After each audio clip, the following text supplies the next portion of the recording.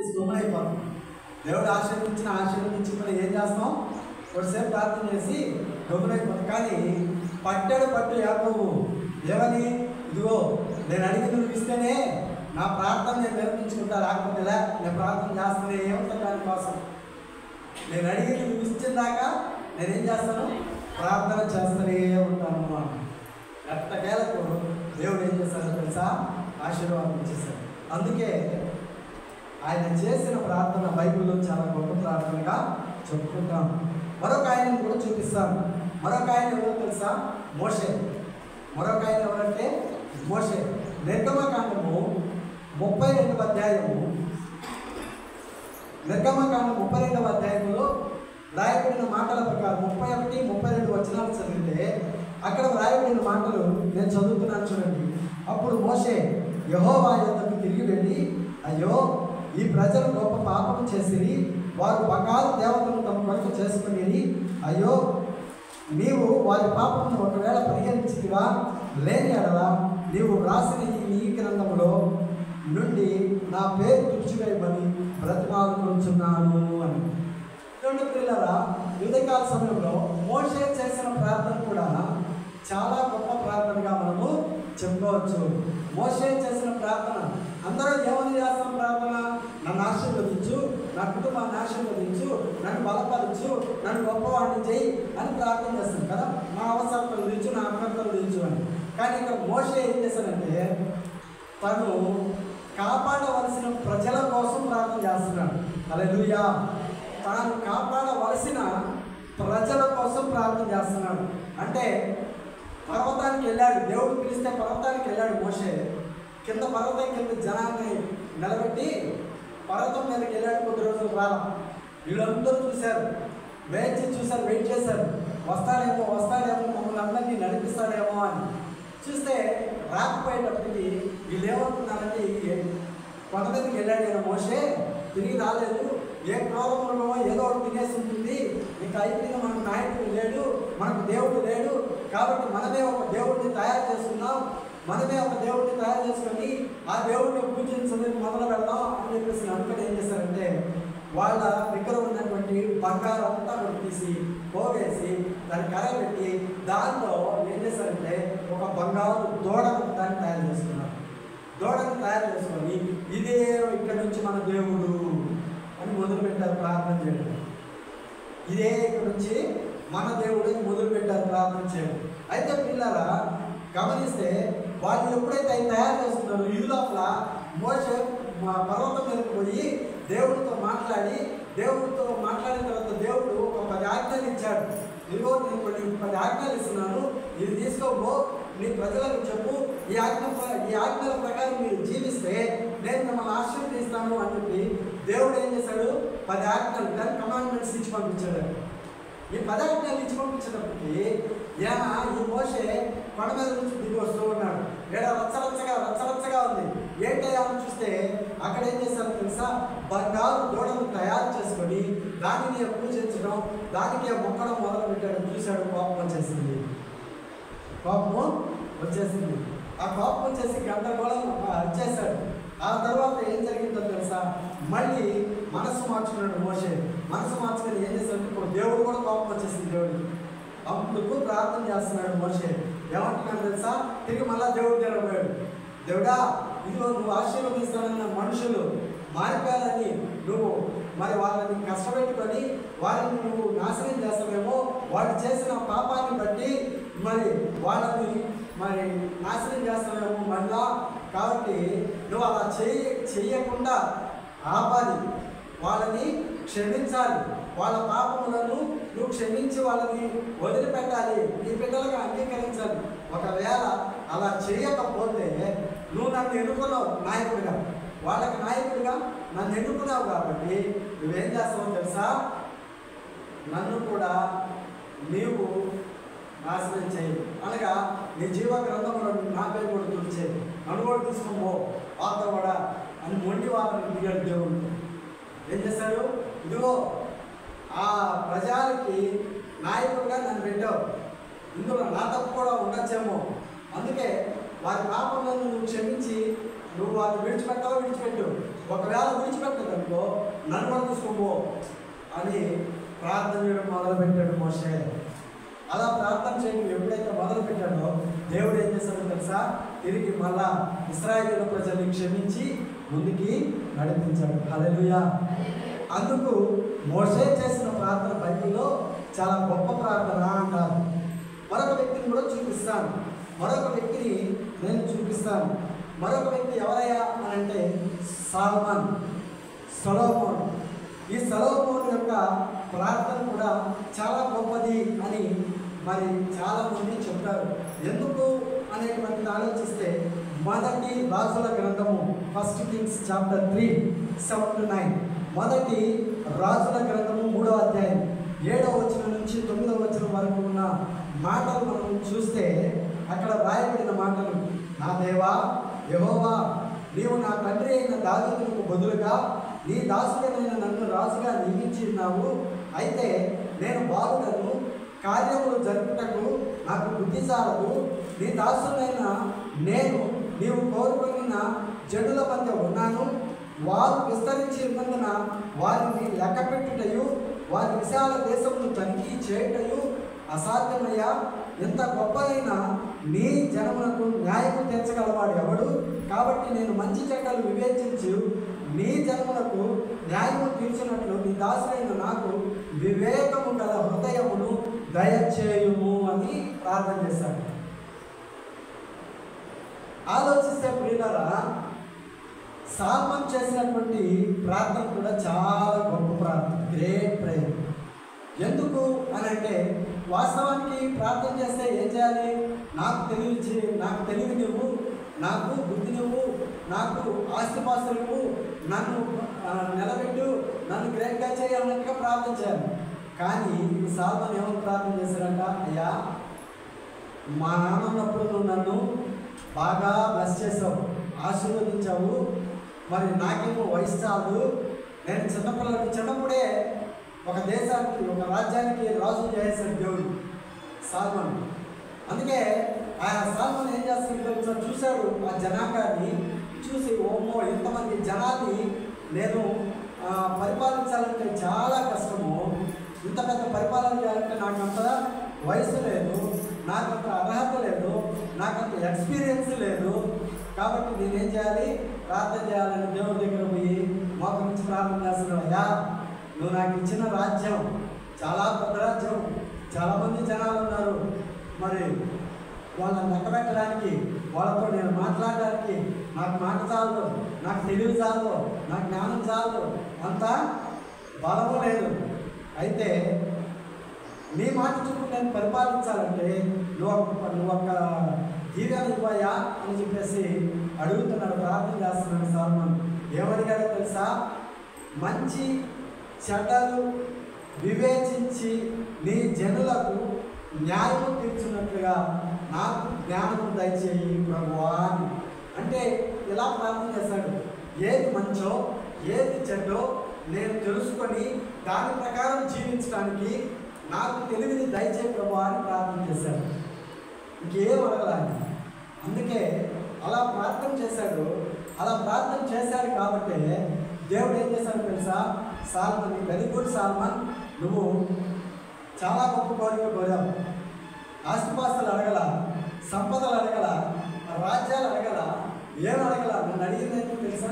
నేను ఇచ్చిన జనాంగాన్ని పరిపాలించడానికి నాకు మంచి జ్ఞానం ఇమ్మన్నావు.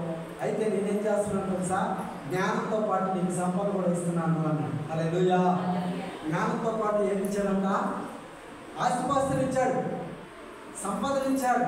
అందుకే బైబిల్ గ్రంథంలో ఆయన చరిత్రను చదివితే ఎలా ఉంటుందో తెలుసా? ఆయన పరిస్థితి, దేశాల నుంచి చాలామంది వచ్చి ఆయన్ని టెస్ట్ చేసేవాళ్ళు అంట. అంటే ఆయన తెలివిని పరీక్షించేవాళ్ళు. ఆఖరికి ఆయన తెలివిని గురించి బైబిల్ గ్రంథంలో ఉన్నటువంటి మాట్లాడటం తెలుసా? తూర్పు దేశపు జ్ఞానుల కంటే గొప్పదైన జ్ఞానము కలిగినటువంటి వాడు సొలొమోను అని రాస్తున్నాడు. ఎవరు రాస్తున్నాడు? తూర్పు దేశపు జ్ఞానుల కంటే గొప్పదైన జ్ఞానము సొలొమోను జ్ఞానము అని రాస్తున్నాడు. తూర్పు దేశపు జ్ఞానుల యొక్క జ్ఞానం ఎంత గొప్పది అని అంటే వాడు ప్రపంచంలో తత్వవేత్తలు, ప్రపంచంలో ఖగోళ శాస్త్రజ్ఞులు, వాళ్ళు యూనివర్సల్ సైంటిస్టులు. వాళ్ళు ఎలాంటి వాళ్ళు అంటే ఒక స్టార్ని కనుక్కొని ఆకాశంలో నక్షత్రం ఒకటి వచ్చింది, ఈ నక్షత్రం దేనికి గుర్తో తెలుసా, ఈ లోకాన్ని పరిపాలించే దేవుడు ఒక ఆయన పుట్టాడు, ఆయన ఎక్కడున్నాడా అని ఎక్కడో 3000 కిలోమీటర్లు 3000 మైళ్ళ దూరం నుంచి వాళ్ళు యేసుక్రీస్తు ప్రభువుని ఎత్తుకుంటూ వచ్చారు. అంత జ్ఞానం కలిగిన వాళ్ళు, దేవుడు పుట్టాడని కనిపెట్టిన వాళ్ళు, లోక రక్షకుడు పుట్టాడని కనిపెట్టిన జ్ఞానవంతులు. అటువంటి జ్ఞానులు యేసు ఎక్కడున్నాడా అని ఎదుర్కొచ్చి ఆయనకి సాగిల పడి మొక్కి ఏనే లోకరక్షణాన్ని కనుక్కున్నటువంటి గొప్ప శాస్త్రవేత్తలు. వాళ్ళకంటే జ్ఞానం, గొప్ప జ్ఞానం అంటే ఎవరిది? సొలొమోను జ్ఞానం. ఎంతలా ఆశీర్వదించాడు. అందుకే సొలొమోను చేసినటువంటి ప్రార్థన బైబిల్లో చాలా గొప్ప ప్రార్థన అంటారు. మరొక ప్రార్థన కూడా చూపిస్తాను. మరొక ప్రార్థన ఆలోచన చేద్దాం. మరొక ప్రార్థన ఎవరితో తెలుసా? దావీదు చేసిన ప్రార్థన కూడా చాలా గొప్ప ప్రార్థన. ఎందుకనంటే 51వ కీర్తన 1-2 వచనాలు, 51వ కీర్తన 1-2 వచనాలు, సాంగ్స్ 51:1-2. సో ఆ కీర్తనలో వ్రాయబడినటువంటి మాట ఏంటో తెలుసా? నేను చదువుతున్నాను చూడండి. దేవా, నీ కృప చొప్పున నన్ను కరుణించుము, నీ వాత్సల్య బాహుళ్యము చొప్పున నా అతిక్రమములను తుడిచివేయము, నా దోషము పోవునట్లు నన్ను బాగుగా కడుగుము, నా పాపము పోవునట్లు నన్ను పవిత్రపరచుము అని ప్రార్థన చేస్తున్నాడు. అసలు దావీదుని గురించి దేవుడు ఏమన్నాడు? నా ఇష్టానుసారి మనుషులు అన్నాడు. దావీదుని గురించి దేవుడు ఏమన్నాడు? నా సంకల్పమును నెరవేర్చేటువంటి వాడు అన్నాడు. దావీదుని నేను ఎన్నుకున్నాను అన్నాడు. అంటే దావీదు గురించి దేవుడు చాలా గొప్పగా చెప్పేవాడు. అలాగే ఉన్నాడు దావీదు కూడా. చిన్నతనం నుంచి గొర్రెల కాపరిగా ఉన్న కాడి నుంచి దేవుడు అంటే భలే ఇష్టం. దేవుడిని భలే స్తుతించేవాడు, దేవుడిని ప్రార్థన చేసేవాడు. అసలు రోజుకి దావీదు ఏం చేసేవాడు తెలుసా? 3 సార్లు దేవుడిని ప్రార్థించేవాడు అంట ఒక రోజుకి. ఎన్నిసార్లు? 3 సార్లు ప్రార్థన చేసేవాడు, 7 సార్లు స్తుతించేవాడంట. 7 సార్లు స్తుతించేవాడంట. అంత గ్రహించడండి. అందుని బట్టి దావీదుని దేవుడు ఏం చేశాడు తెలుసా? చాలా ఆశీర్వదించి ఎక్కడో గొర్రెల కాపరిగా ఉన్న దావీదుని తీసుకొచ్చి ఎక్కడ పెట్టాడు? సింహాసనం ఎక్కించాడు, మహారాజుగా చేశాడు. మహారాజుగా చేస్తే మరి దావీదు ఏం చేశాడో తెలుసా? ఒక తప్పు చేసేసాడు. ఆ తప్పేంటో మనకు తెలుసు. చాలాసార్లు విన్నాం. మరి ఆయన తప్పు చేసేసాడు. తప్పు చేసిన తర్వాత ఆ తప్పుని కప్పిపుచ్చుకోవడానికి మర్డర్లు కూడా చేశాడు. అంత భయంకరమా కదా? అంతా దిగజారిపోయాడు. ఉన్నట్టుండి దిగజారిపోయిన తర్వాత మరి దేవుడి సేవకుడు ద్వారా దేవుడు పంపించాడు. ఇదిగో నువ్వు చేసిన తప్పు, నీ తప్పుకి ప్రాయశ్చిత్తం నువ్వు పడకపోతే దేవుడిని క్షమించను అని దైవ సేవకుడు ఒక ఆయన పంపిస్తే ఆయన పోయి, ఇదిగో దావీదు మహారాజా, నువ్వు చేసిన పని ఇది, నువ్వు తప్పు చేసావు అని. కానీ అప్పుడు రమ్మంటే నా తప్పు ఎవరికి తెలియదులే అనుకున్నాడు. రమ్మంటే ఏం చేశాడు తెలుసా? మోకరించి ఏడుస్తూ కన్నీటి ప్రార్థన చేస్తూ దేవుడిని అడిగాడు. ఏమని? నా పాపమును క్షమించు ప్రభువా, నా పాపము పోవున్నట్లు నన్ను పవిత్రపరచు ప్రభువా, ఇంకా మళ్ళీ ఎప్పటికీ కూడా ఇలాంటి పాపాలు చేయను ప్రభువా అని కన్నీరు విడిచి భక్తితో ప్రార్థన చేయడం మొదలుపెట్టాడు. ఎప్పుడైతే ప్రార్థన చేశాడో దేవుడు ఏం చేశాడో తెలుసా? దావీదు చేసిన తప్పుని క్షమించి తిరిగి మరలా అతని క్షేమస్థితిని ఆయనకి ఇచ్చేశాడు. హల్లెలూయా. అందుకు దావీదు చేసినటువంటి ప్రార్థన చాలా గొప్ప ప్రార్థన అని దేవుని వాక్యం చెబుతుంది. ఇంకొక ఆయన కూడా చూపిస్తాను. లూకాసు వార్త 23వ అధ్యాయం 42వ వచనం చదివితే, లూకాసు వార్త 23వ అధ్యాయం 42వ వచనం, Luke 23:42 చదివితే అక్కడ అంటాడు, ఆయనను చూచి యేసు, నీవు నీ రాజ్యంలోనికి వచ్చినప్పుడు నన్ను జ్ఞాపకము చేసుకున్నాము అని రాస్తాడు. పిల్లరా, ఎవరా వ్యక్తి అని అంటే సిలువలో వేలాడుతున్నటువంటి దొంగ. ఎవరా వ్యక్తి? సిలువలో వేలాడుతున్నటువంటి ఒక దొంగ. ఆ దొంగ చేసిన ప్రార్థన దేవుడు ఆలకించాడు. హల్లెలూయా. దొంగ చేసిన ప్రార్థనను దేవుడు ఆలకించి క్షమించి పరలోక రాజ్యంలో స్థానం ఇచ్చాడు. యేసుక్రీస్తు ప్రభువుని సిలువేశారు. సిలువలో వేలాడుతున్నాడు యేసయ్య. కుడి పక్క ఆయన, ఎడమ పక్క ఆయన ఇద్దరు దొంగలు ఉన్నారు. అసలు వాస్తవానికి సిలువ ఎవరు వేస్తారంటే దేశద్రోహుల్ని వేస్తారు సిలువ. అయితే ఏ తప్పు లేనటువంటి యేసుక్రీస్తు ప్రభువుని సిలువేశారు. సిలువేసినప్పుడు ఆయనకి చెరో పక్క ఉన్నటువంటి దొంగల్లో ఒక దొంగ ఏమన్నాడు, నువ్వు నిజంగా దేవుడు అయితే, నువ్వు నిజంగా లోక రక్షకుడైతే నిన్ను నువ్వు కాపాడుకొని మమ్మల్ని కూడా కాపాడచ్చు కదా, ఎందుకు ఈ బాధలు అని యేసయ్యని దూషిస్తున్నాడు. కానీ ఇంకో పక్కనటువంటి దొంగ ఏమంటున్నాడు తెలుసా, ఆపవయ్యా చాలు కానీ నీకు నాకు ఈ సిలువ శిక్ష నిజమే. ఎందుకంటే మనిద్దరం దేశద్రోహులు, మనిద్దరం చాలా పాపాత్ములు, మనకు ఈ శిక్ష తగినదే.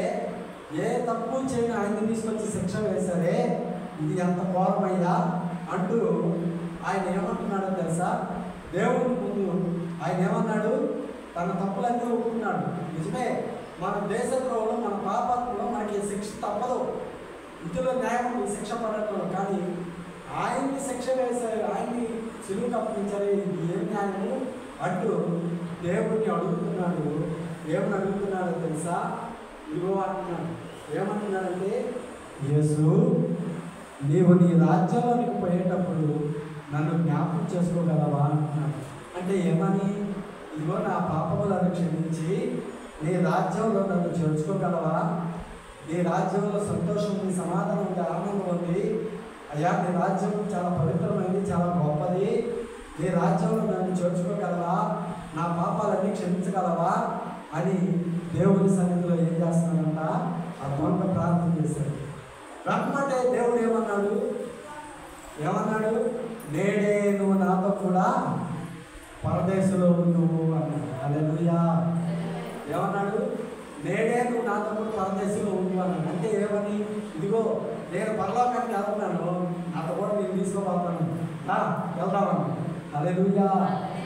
ఒక్క క్షణం చాలు, నువ్వు నిజముగా మనస్ఫూర్తిగా యథార్థంగా దేవుడి సన్నిధిలో ప్రార్థన చేస్తే ఆ ఒక్క క్షణం యథార్థమైన ప్రార్థనను దేవుడు ఆలకించి నువ్వు అడిగిస్తానంటున్నాడు. అదే జరిగింది అక్కడ దొంగ విషయంలో. అందుకే దొంగ చేసినటువంటి ప్రార్థన చాలా గొప్పది అంటారు బైబిల్ గ్రంథంలో. అలాగే ఇంకొక విషయాన్ని కూడా చూపిస్తాను. ఇంకొక ఆయన ఉన్నాడు. ఆయన ఎవరో తెలుసా, జైలు అధికారి. ఆయనకు ఒక పేరు ఉంది, కొర్నేలి. ఆయనకు ఒక పేరు కూడా ఉంది బైబిల్ గ్రంథంలో, కొర్నేలి. ఈయన జైలు అధికారి. జైల్లో దొంగలు వేస్తారు కదా, దొంగల్ని జైల్లో పెట్టినప్పుడు వాళ్ళందరికీ అక్కడ ఉన్న సెంట్రల్స్కి మొత్తానికి ఒక అధికారి అనుకుంటారు. ఆయన ఎలాంటి వాడు అంటే చాలా మంచి వ్యక్తి. ఏం చేసేవాడంట, ప్రార్థించే వ్యక్తి, కుటుంబ ప్రార్థన చేసే వ్యక్తి, వ్యక్తిగతంగా ప్రార్థన చేసే వ్యక్తి. ఆయన ఒక రోజంట పగలు మరి మధ్యాహ్నం 3 గంటల సమయంలో ప్రార్థన చేస్తున్నాడు. ప్రార్థన చేస్తుంటే మరి ఒక ఆయన ముందొచ్చి నిలబడ్డాడంట, కళ్ళ కొట్ల వేసుకున్నాడంట. ముందొచ్చి నిలబడి కొన్నేది అని పిలిచాడంట. అయ్యా నీ ప్రార్థన నాకు నిలబడింది అయ్యా. ఏమన్నాడు, నీ ప్రార్థన నాకు నిలబడింది అయ్యా. హల్లెలూయా. అంటే ఏమని, దేవుని దర్శించినటువంటి వ్యక్తిగా ఉన్నాడు.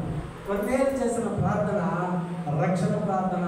ఎందుకనంటే ఏమన్నాడు, కొన్నేళ్ళు తెలుసా, పరిగెత్తుకుంటూ వచ్చి పాస్టర్ దగ్గరికి వచ్చి స్వార్థం ప్రకటించిన వారి దగ్గరికి వచ్చి ఏమంటున్నాడు తెలుసా, అయ్యా నేను ప్రార్థన చేస్తుండగా నేను దేవుడిని చూశాను, నేను యేసయ్యను చూశాను, నేను ప్రార్థన చేస్తుండగా యేసయ్య నా ముందు వచ్చి నిలబడ్డాడయ్యా, తెల్లని వస్త్రములు ధరించాడయ్యా, ఆయన స్వరంతో నాతో మాట్లాడాడయ్యా, ఇదిగో కొన్నేలి అని నన్ను పిలిచాడయ్యా, నీ ప్రార్థన నాకు వినబడింది అన్నాడయ్యా అని చెప్పేసి గొప్పగా చెప్తున్నాడు. సంఘంలో పరిగెత్తుకుంటాయి. కారణం ఆయన చేసిన ప్రార్థన అంత యథార్థమైన ప్రార్థన, కాన్సన్ట్రేషన్తో ప్రార్థన చేశాడు. చేసే ప్రార్థన ఎలా చేయాలో తెలుసా, ఏకాగ్రత కలిగిన ప్రార్థన కావాలి. కాన్సన్ట్రేషన్తో ప్రార్థన చేశాడు. ఎందుకంటే without concentration we can't do anything అని మరి ఇంగ్లీష్లో ఓ సామెత ఉంది. సర్ జాన్ విలియమ్స్ అనేటువంటి ఒక గొప్ప కవి ఆ మాట రాశాడు, without concentration we can't do anything అంటే ఏకాగ్రత లేకుండా మనం ఏ పని చేయలేము అని. అది ఏ పనైనా కావచ్చు, వంట చేసే పనిలో కావచ్చు, బట్టలు ఉతికే పనిలో కావచ్చు, కూరగాయలు పెరిగే పనిలో కావచ్చు, అది ఏ పనిలో అయినా సరే, ప్రార్థించే పనిలో కావచ్చు, చదివే పనిలో కావచ్చు, ఏకాగ్రత లేకుండా మనం ఏ పని చేసినా అది సక్రమంగా చేయలేదు. ఏదో ఆలోచిస్తే కళ్ళు మూసుకుని కూరగాయలు తరుగుతున్నాడు, ఏమవుతుంది? లేదు అయిపోతుంది. అవునా కదా? ఎక్కడో ఆలోచిస్తే అన్నం పొయ్యి మీద పెట్టేస్తామంటే ఏమవుతుంది? అన్నమో శుభ్రంగా చిరుకుని మాడిపోతుంది. అలా గందరగోళం. ఒకసారి మన మందిరంలోనే ఒక బ్రదరు సాక్ష్యం చెప్పాడు. ఏమన్నా తెలుసా? ఏదో ఆలోచనలో పడ్డారంట, జంక్షన్స్లో ఉండి ఏదో ఆలోచన పడ్డారంట. చీకట్లో నిద్రలేసి డ్యూటీకి టైం అయిపోయింది. మరి స్టవ్ మీద పాలు పెట్టేసి ఆ స్టవ్ వెలిగించేసి మర్చిపోయి డ్యూటీకి వెళ్ళిపోయాడు. డ్యూటీకి వెళ్ళి అక్కడికి డ్యూటీలోకి వెళ్ళి ఎంటర్ అయ్యి సైన్ చేసి లేకపోతే ఐడి కార్డు పంచింగ్ చేసే కాడికి వెళ్ళి అట్లా వెళ్ళి తమ్మేసే కాడికో ఎక్కడ వెళ్ళాడు. వెళ్ళి తమ్మేస్తూ అప్పుడు గుర్తొచ్చిందంట, ఏమంది? అదే నేను ఇంట్లో పొయ్యి మీద ఏం పెట్టాను, స్టవ్ మీద పాలు పెట్టాను మర్చిపోయాను అని. స్టవ్ మీద పాలు పెట్టి మర్చిపోయాను అని వెంబటే వాళ్ళకి పర్మిషన్ అడిగి, oh sir give me 5 minutes 10 minutes అని పర్మిషన్ అడిగి పరిగెత్తుకుంటూ మళ్ళా బైక్ తీసుకొని మళ్ళీ ఇంటికి వచ్చి త్వరగా ఆయన ఉండేది 3rd floor అపార్ట్మెంట్లో 3rd floorలో ఉన్నాడు. పరిగెత్తుకుంటూ వెళ్ళాడు. పరిగెత్తుకుంటూ వెళ్ళి ఆ స్టవ్ ఓపెన్ చేసి చూశాడంట. తలుపు ఓపెన్ చేసి మొత్తం పొగ స్మోక్ వచ్చేసింది ఇల్లంతా. అమ్మో అనుకుని భయపడి పరిగెత్తుకుంటూ వెళ్ళి ఆ స్టవ్ని ఆపేశాడు. అప్పటికే ఆ స్టవ్లో నుంచి మంటలు ఫైర్ వచ్చేసింది. వెంటనే పోయి ఆ స్టవ్ ఆపేసి, ఓ జీసస్, థ్యాంక్ యూ జీసస్ అని చెప్పాడు. ఎందుకంటే అక్కడ చుట్టూ కర్టన్లు ఉన్నాయి, బట్టలన్నీ ఉన్నాయి. ఏ ఒక్క కర్టన్ అలా అంటుకున్నా అపార్ట్మెంట్ మొత్తంలో గందరగోళమే. సాక్ష్యం చెప్పాడు ఇక్కడ. ఎవరా వ్యక్తి అని అంటే ప్రసన్న సార్ రాత్రి వాక్యం చెప్పినాయని. ప్రసన్న సారు మరి ఏదో టెన్షన్లో వెళ్ళిపోయేసి అలా వెళ్ళాడు. సో తిరిగి సన్నొచ్చాడు. దేవుడు అక్కడి నుంచి వచ్చినప్పుడే ప్రార్థన చేస్తా వస్తున్నాడంట. బయటలో వచ్చినప్పుడే ప్రార్థన చేసుకుంటూ, ప్రభా ప్రభా ప్రభా కాపాడు ప్రభా, అక్కడ చాలామంది ఇల్లులు ఉన్నాయి ప్రభా, ఎక్కడ ఎవరికి ఏం కాకుండా నానా రక్షించు ప్రభా అని అక్కడి నుంచే ప్రార్థన చేసుకుంటూ వచ్చాను. వచ్చేవాడికి సరే ఆ పొయ్యి మాత్రం మాడిపోయి నల్లగా అయిపోయిందంట పాలు. వైట్గా ఉన్న ఆ పాలు ఏమైపోయింది? బ్లాక్ అయిపోయింది బాగా. కానీ ఎవరికి ఏం కాకుండా దేవుడు ఏం చేశాడు? ఆయన ప్రార్థన ఆలకించాడు. అందుకే వెంబటే మరి డ్యూటీ అయిపోయిన తర్వాత ఇక్కడికి వచ్చి మరి ప్రార్థనలో పాల్గొని సాక్ష్యం చెప్పాడు ఒకసారి. సో ప్రియ సహోదరి సహోదరుల, యథార్థంగా ఏకాగ్రతతో చేసేటువంటి ప్రార్థన దేవుడు ఏం చేస్తాడు? ఆలోచిస్తాడు. ఏవేవో ఆలోచన పెట్టుకొని ఏడొచ్చి కూర్చొని ఎంత ప్రార్థన చేసినా ఆ ప్రార్థనకి జవాబు రాదు. కొంతమంది ఇక్కడికి వస్తాం, ఇక్కడికి వచ్చి మోకరిస్తాం, ప్రార్థన అయితే చేస్తాం. కానీ ఎట్టుంటుందని తెలుసు మన ప్రార్థన? బాడీ ప్రెజెంట్, మైండ్ ఆబ్సెంట్ రాదు. అంటే ప్రేయర్ అయితే చేస్తున్నాం, మన మైండ్ ఎక్కడెక్కడ తిరుగుతుందో తెలుసా? నేను మధ్యాహ్నం ఇంటికి వెళ్ళాలి, ఇదిగో బట్టలు నానేసి ఇచ్చాను, అవి వాష్ చేయాలి, ఇదిగో అలాంటి ఫుడ్ నేను బియ్యం వాటర్లో పోసించాను, పోయి వండాలి, లేదా ఇవి ఇంకొక ప్రాబ్లం ఉంది, నేను అక్కడికి వెళ్ళి షాప్లోకి వెళ్ళి సరుకులు తీసుకోవాలి. ఈ ఆలోచనలోనే టైం అయిపోతుంది. మళ్ళీ కొంతమంది ఏం చేస్తారు? ఇదిగో ముందు నా సైడ్ చూస్తుంటారు, వెనక్కి ఒకసారి చూస్తాను, ఇటు చూస్తుంటారు, ఇటు చూస్తారు. దేనికి? టైం ఇంకా ఉన్నాయా? అయిపోతే బాగుండి వెళ్ళిపోదాం ఇంటికి. సో వితౌట్ కాన్సన్ట్రేషన్ ప్రార్థన చేయడానికి వస్తారు. కానీ ఏంటో తెలుసా? వితౌట్ కాన్సన్ట్రేషన్ కాదు తెలుసు విక్టరీ అంటారు. అంటే ఎక్కడ మనకు విజయం రాదు. ఏకాగ్రతతో చేసేటువంటి ప్రార్థన దేవుడు ఆలకిస్తాడు, జవాబు ఇస్తాడు. హల్లెలూయా. అందుకే కొన్నేళ్ళు చేసినటువంటి ప్రార్థన దేవుడు ఆలకించి ఏమన్నాడో తెలుసా? ఆయన ముందు వచ్చి నిలబడ్డాడంట. నిలబడి, కొన్నేళ్ళు నువ్వు చేసినటువంటి ప్రార్థన నాకు వినపడిందయ్యా, నీ ప్రార్థన ఆలకించి నీకు జవాబు ఇస్తానయ్యా అని దేవుడు కొన్నేళ్ళని ఆయన కుటుంబాన్ని ఆశీర్వదించాడట. హల్లెలూయా. ఇంకొక వ్యక్తిని కూడా చూపించి ప్రార్థనలోకి తీసుకెళ్తాను. చివరిగా ఇంకొక వ్యక్తిని చూపిస్తాను. పౌలు గారు చేసిన ప్రార్థన. పౌలు, అపోస్తులైన పౌలు గారు చేసినటువంటి ప్రార్థన. 2వ కొరింథీయులకు రాసిన పత్రిక 12వ అధ్యాయం 8-9 వచ్చిన 2 Corinthians 12th chapter 8-9 verses అన్నమాట. 2 కొరింథీయులకు రాసిన పత్రిక 12వ అధ్యాయం 8-9 వచ్చిన నేను చదువుతున్నాను చూడండి. అది నా యొద్ద నుండి తొలగిపోవాలనని దాని విషయమై ప్రభువును వేడుకుంటుంది. అందుకు దేవుడు అంటున్నాడు, నా కృప నీకు చాలును, బలహీనత యందు నా శక్తి పరిపూర్ణమవుతున్నది అని ఆయన నాతో చెప్పను.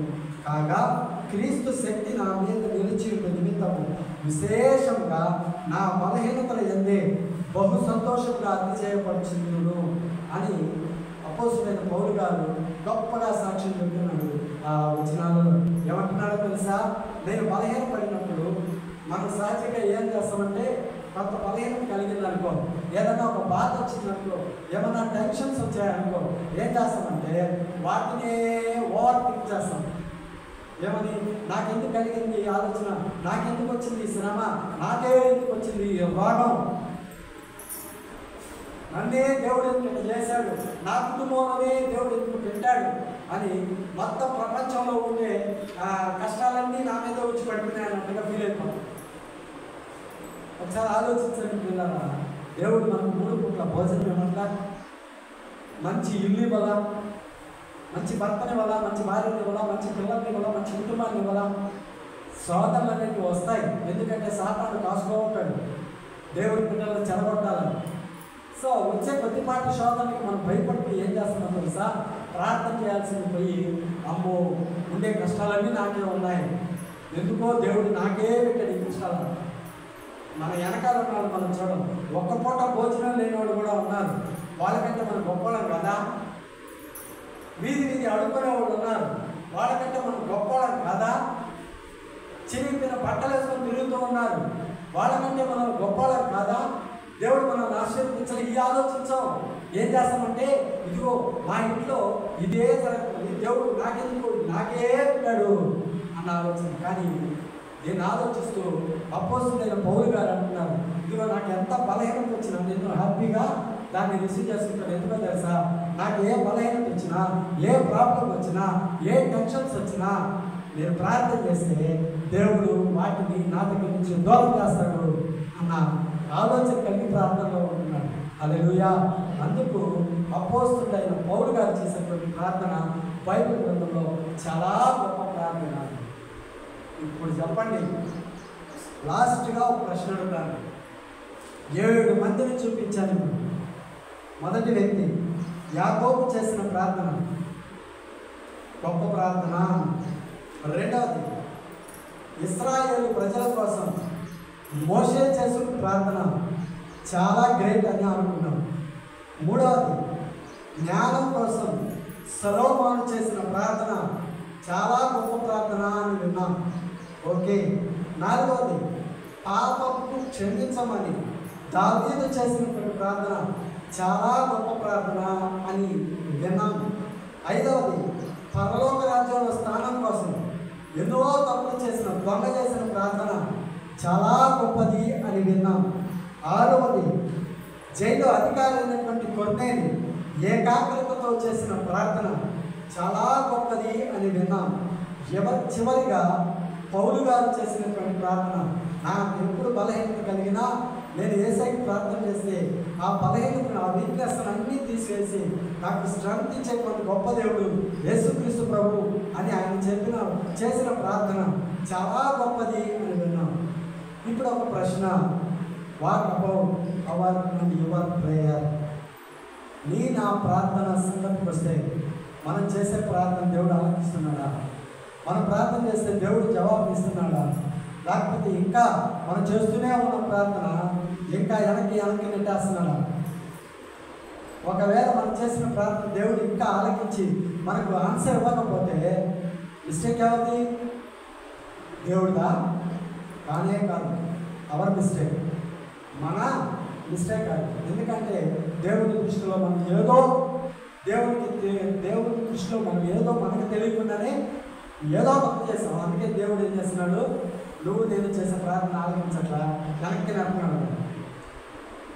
అది మనం గమనించుకొని ప్రభు సన్నిధిలో మోకరించి, ఓ ప్రభువా, తెలుసో తెలియకో నీ ఎదుట నేను పాపం చేశానేమో, నేను కోరిక నన్ను నెరవేర్చట్లేదు, నేను చేసే ప్రార్థన ఆలకించి నాకు ఆన్సర్ ఇవ్వట్లేదు అని నువ్వు ఎప్పుడైతే ఏకాగ్రతతో ప్రార్థన చేస్తావో దేవుడు ఖచ్చితంగా నేను ఆ ప్రార్థన ఆలకిస్తాడని దేవుడు చెబుతున్నాడు.